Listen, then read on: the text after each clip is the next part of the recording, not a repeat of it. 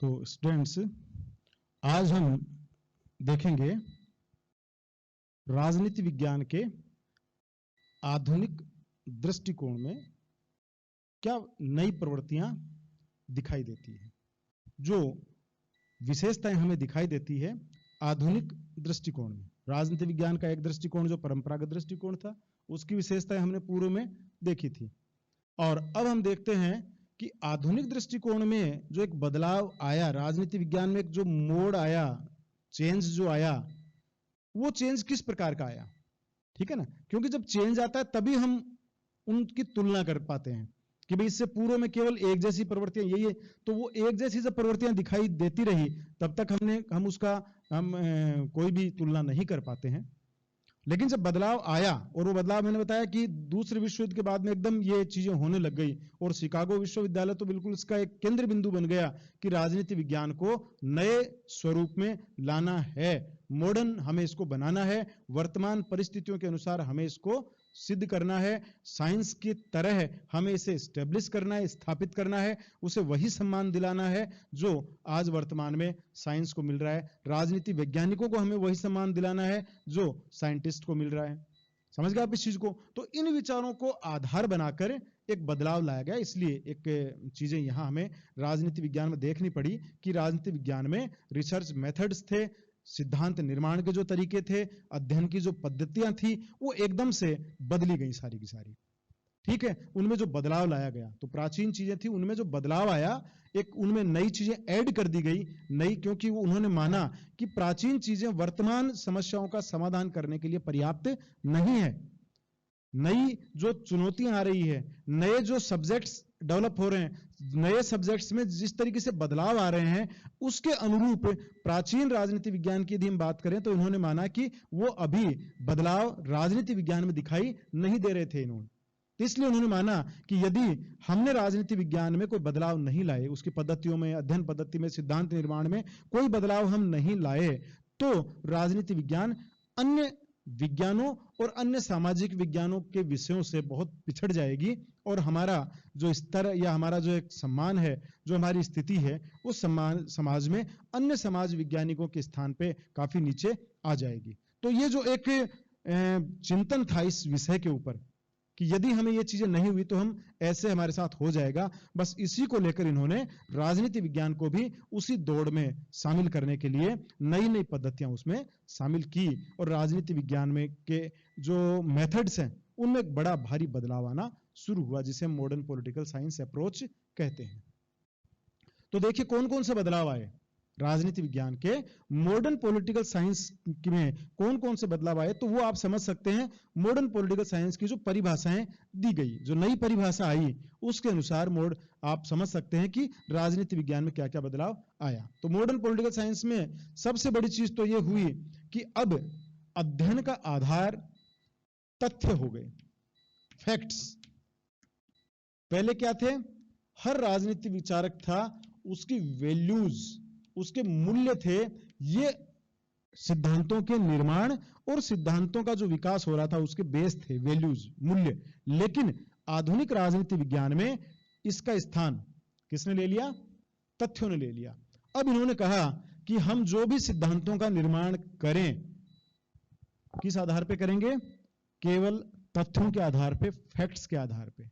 किसी भी टॉपिक या किसी भी विषय या किसी भी बिंदु से जुड़े हुए जो तथ्य हमारे सामने आते हैं, और जिन तथ्यों को सुस्पष्ट तरीके से हम क्लियर कर पाते हैं, उनको बता पाते हैं, उनका विश्लेषण कर पाते हैं, उनसे सिद्धांतों का निर्माण कर पाते हैं, तो ये कहते हैं कि हमें केवल हमारी अध्ययन पद्धति का बेस किस पे रखना है? तथ्यों के ऊपर रखना है। हमें हमारी पॉलिटिकल साइंस के जो भी सिद्धांतों का निर्माण करना है वो तथ्यों के आधार पे करना है, न कि वैल्यूज, मूल्यों के आधार पे। तो मॉडर्न पॉलिटिकल साइंस में एक सबसे बड़ा बदलाव तो ये लाया गया। दूसरा हम बात करें, मॉडर्न पॉलिटिकल साइंस में एक ये चीज मान ली गई कि जिस प्रकार विज्ञान में विभिन्न वस्तुएं, यौगिक या उनका जो अध्ययन किया जाता है, ठीक है, उनकी गुण धर्मों को पकड़ा जाता है, उन गुण धर्मों को पहचानने के बाद में सिद्धांतों का निर्माण किया जाता है, तो इन्होंने माना कि विज्ञान के पदार्थों की तरह ही ये मान के चलते मॉडर्न पॉलिटिकल साइंटिस्ट इस बात में बिलीव करते थे कि मनुष्य के व्यवहार का भी अध्ययन संभव है। इन्होंने माना कि मनुष्य के व्यवहार का भी यदि बारीकियों से अध्ययन करा जाए, सूक्ष्मता से अध्ययन किया जाए, तो उनमें भी कुछ सामान्य करण या कुछ विशेषताएं निकल के सामने आ सकती है, जैसे कि पदार्थों की विशेषताएं विज्ञान में आती है।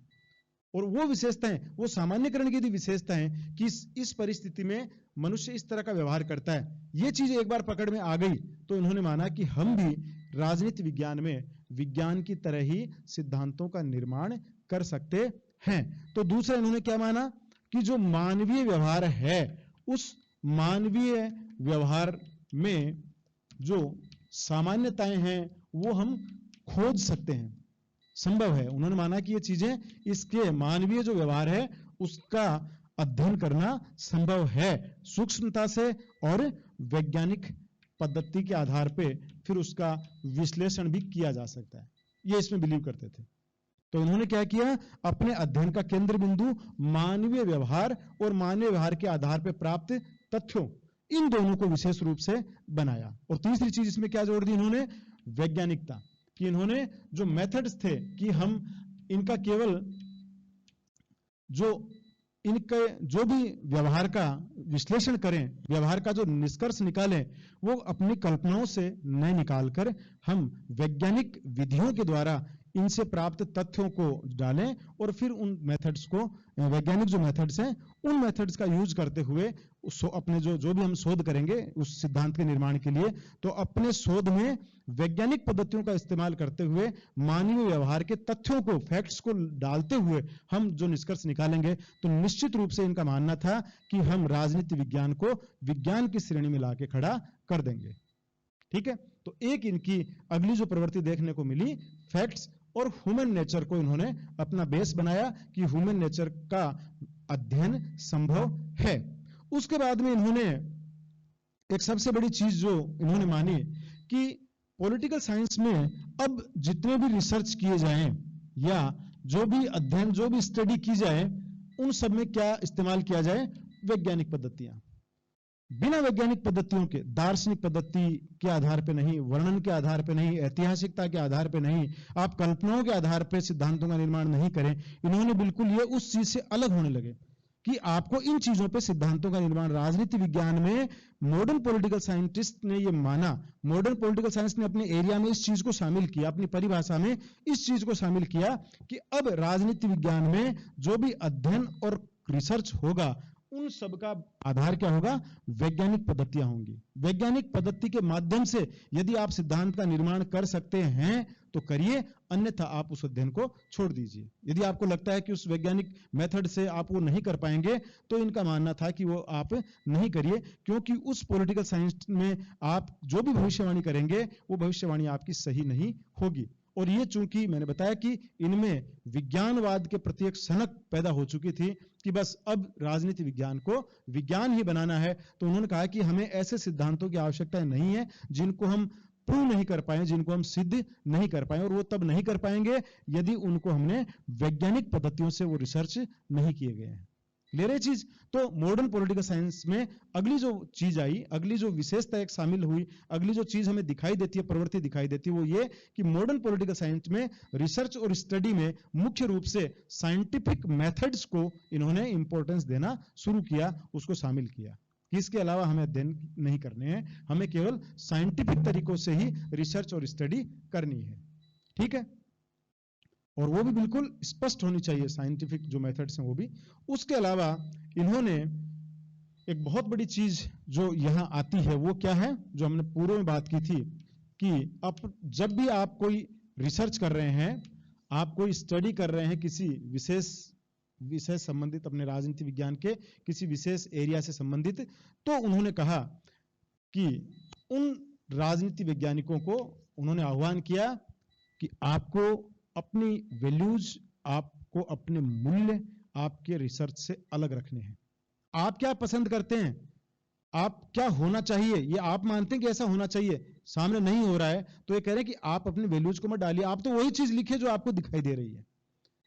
जो चीज आपको लग रहा है कि ऐसा होना तो ऐसा चाहिए लेकिन हो ये रहा है, तो ये होना चाहिए, ये कह रहे हैं कि उसको साइड में कर दीजिए, ये आपकी वैल्यूज है। यदि आपने रिसर्च में अपनी वैल्यूज को शामिल कर दिया तो फिर ये कहते हैं कि आपके रिजल्ट सही नहीं आएंगे, आपका सिद्धांत जो निर्माण आप करेंगे वो सही नहीं होगा। इसलिए आप निरपेक्ष और निष्पक्ष होकर, अपने मूल्यों से फ्री होकर, समझ गए आप इस चीज को, वैल्यू फ्री होकर, मूल्य मुक्त होकर आप सिद्धांतों का निर्माण वैज्ञानिक विधियों के आधार पे, तथ्यों के आधार पे करें। तो मॉडर्न पॉलिटिकल साइंस की एक प्रवृत्ति दिखाई देती है कि इससे मूल्य मुक्त अध्ययन इसमें हमें दिखाई देता है। इस पर ज्यादा जोर दिया गया कि राजनीति वैज्ञानिकों को अपने मूल्य, जबकि हमने देखा कि ट्रेडिशनल पॉलिटिकल साइंस थी वो क्या थी, वो मूल्य युक्त अध्ययन था। उसमें हर जो विचारक है उसने अपनी वैल्यूज को डाला है कि ऐसा होना चाहिए, राज्य को ये करना चाहिए, राज्य को ऐसा करना चाहिए। ये कहते हैं कि नहीं, हमारा काम ये नहीं है, हम केवल जो तथ्यों के आधार पर जो रिसर्च करेंगे वो चीज हम सामने लेके आएंगे। ये बाद की चीजें हैं कि और क्या है, लेकिन पॉलिटिकल साइंटिस्ट का धर्म है कि जैसा कि मॉडर्न पॉलिटिकल साइंस मानते हैं कि अपनी वैल्यूज को साइड में रखते हुए तथ्यों और वैज्ञानिक पद्धतियों के आधार पर जो भी निष्कर्ष सामने आता है वो आप रख दीजिए। समझ गए आप? जैसे एक छोटा सा एग्जांपल है, मान लीजिए आप कै को जिताना चाहते हैं, कै पार्टी को, एक कै पार्टी है। अब आप अध्ययन करते हैं वैज्ञानिक तरीकों से, आपने तथ्य इकट्ठे किए, तो आप ऐसे क्षेत्र में ज्यादा जाएंगे यदि आपकी मूल्य आप पे हावी होंगे जो ये कहेंगे कि भाई यहां से कै जीतेगी।